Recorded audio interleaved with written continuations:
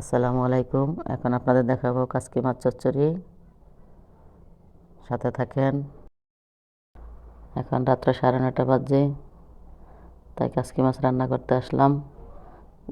একটা কড়াই চুলায় দিছি অল্প করে পেঁয়াজ, দিছি কাঁচামরিচ, একটু ভেজে নিব। কারণ পেঁয়াজ বেশি দিই না, পেঁয়াজ অল্প দিছি, কারণ পেঁয়াজ পাতা আছে পাতুরির মধ্যে, এই জন্য অল্প দিলাম। 1 চামচ মরিচ গুঁড়া দিলাম, 1 চামচের কম দিতে হইব হলুদ। তো পানিতে ভালো করে কষাই নিব। হলুদের পরে দিয়ে দিব একটু রসুন বাটা। রসুনটা দিয়ে ভালো করে কষাবো।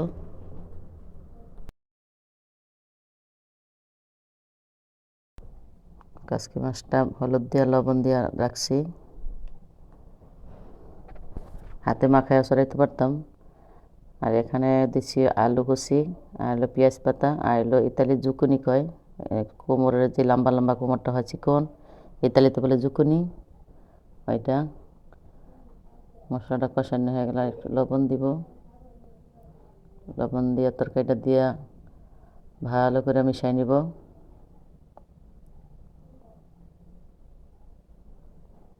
তরকারি একটা বিশেষত্ব অন্য জিনিস আছে, সেটা হলো কাঁচা টমেটো।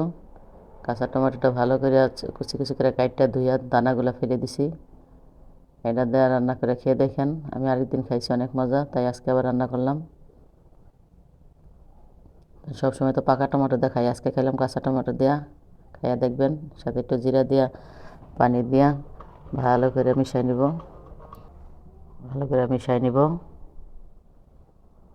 হালকা একটু অল্প একটু পানি দিব, কারণ সব চিকন জিনিস, তো পানি একদম কম দিতে হইব। 15-20 মিনিটে বাপি হয়ে যাব। এরপর দিয়ে দিলাম মাছ। মাছগুলো ভালো করে উপর দিয়ে বিছাই দিতে হইব।